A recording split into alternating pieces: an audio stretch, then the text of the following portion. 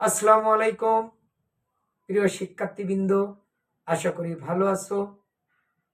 আমরা 2025 সালে প্রায় 2 সপ্তাহ ইতিমধ্যে আমাদের মাঝখান থেকে হারিয়ে গিয়েছে। আমরা এখন 2025 সালের SSC vocational general electrical works 1-এর প্রথম অধ্যায় থেকে আজকে আমি তোমাদেরকে যে পার্ট নিয়ে আলোচনা করব, যে টপিকস নিয়ে আলোচনা করব, চলো আমরা একটু সেই টপিক্সের দিকে ফিরে যাই। তোমরা জানো জেনারেল ইলেকট্রিক্যাল ওয়ার্কস নবম শ্রেণীর প্রথম অধ্যায়ে আমাদের একটি টপিকস রয়েছে, সেটি হচ্ছে OHS, occupational safety and health. এই অকুপেশনাল সেফটি অ্যান্ড হেলথ বলতে আমরা কি বুঝি, অর্থাৎ পেশাগত নিরাপত্তা ও স্বাস্থ্যবিধি। অর্থাৎ এই ওএস বলতে যেটা বুঝে সেটা হচ্ছে আমরা যে কর্মক্ষেত্রে থাকব, এই কর্মক্ষেত্রে অর্থাৎ আমাদের পেশাগত কর্ম সম্পাদনের জন্য বা কর্ম সম্পাদনের সময় আমাদের ব্যক্তিগত স্বাস্থ্য, মেশিন, ইকুইপমেন্ট এবং সম্পদের নিরাপত্তা বিধান করাই হচ্ছে অকুপেশনাল সেফটি। প্রিয় শিক্ষার্থী, যা আমরা জানি যে কোনো জিনিসের নিরাপত্তা বিধান করতে চাইলে তার কিছু নিরাপত্তা থাকে, তাই না?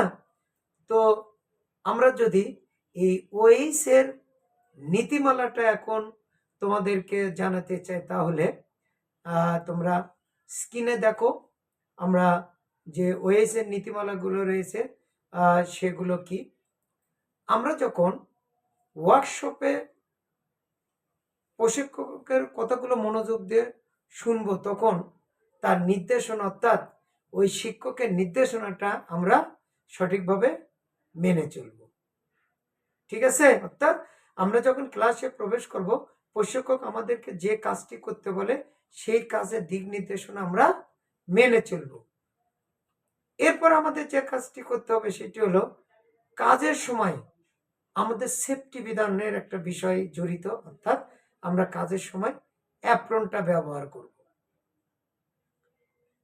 এরপর আমাদের যেটি করতে হবে সেটি হবে প্রয়োজন অনুযায়ী জুতা, রাবার, গ্লাভস, মাস্ক এগুলো আমাদের ব্যবহার নিশ্চিত করতে হবে। প্রিয় শিক্ষার্থী, এছাড়াও আমাদের যে কাজগুলো করতে হবে সেটি হলো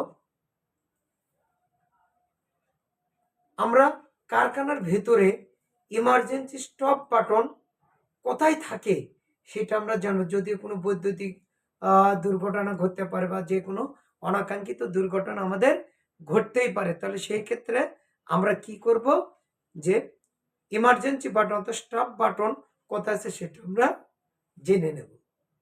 প্রিয় শিক্ষার্থী, এছাড়াও আমাদের নীতিমালাতে আরও যে নীতিমালার পয়েন্টগুলো আছে সেগুলো হচ্ছে কোনো মেশিন সঠিকভাবে চালানো আমরা যদি না পারি, আমাদের যদি শেখা না থাকে, সেগুলো আমরা ব্যবহার করব না। এখন অনেক সময় আমরা এছাড়া আরও একটা নীতিমালা আছে, আমরা যখন অনেক সময় কাজ করি তখন আমরা দেখব অনেক ঘূর্ণায়মান মেশিন রয়েছে, তাই না? এই ঘূর্ণায়মান মেশিনের কাছ থেকে আমরা কি করব, অবশ্যই দূরে থাকব। এরপরে আমাদের আরো ইম্পর্টেন্ট বিষয় যেটা, সেগুলো আমরা যখন কারখানায় কাজ করি তখন কি করি, আমরা বিদ্যুৎ নিয়ে নাড়াচাড়া করি, তাই না?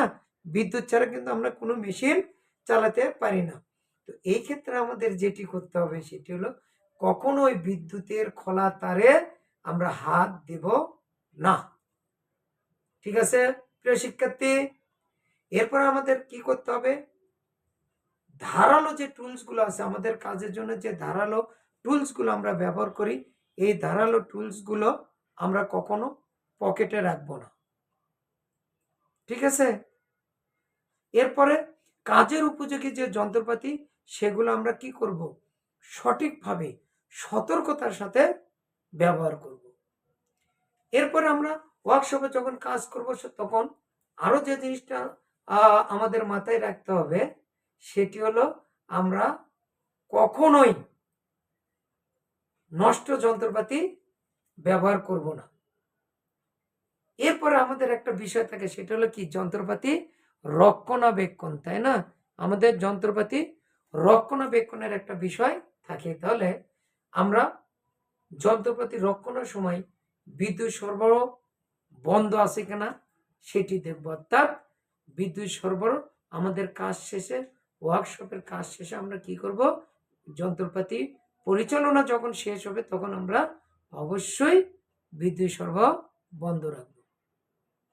প্রিয় শিক্ষার্থী, এরপরে যখন আমরা আরো কাজ করি সেখানে অনেক তৈলাক্ত জিনিস থাকতে পারে, তাই না? তাহলে আমরা সেই তৈলাক্ত জিনিস ব্যবহার করব না।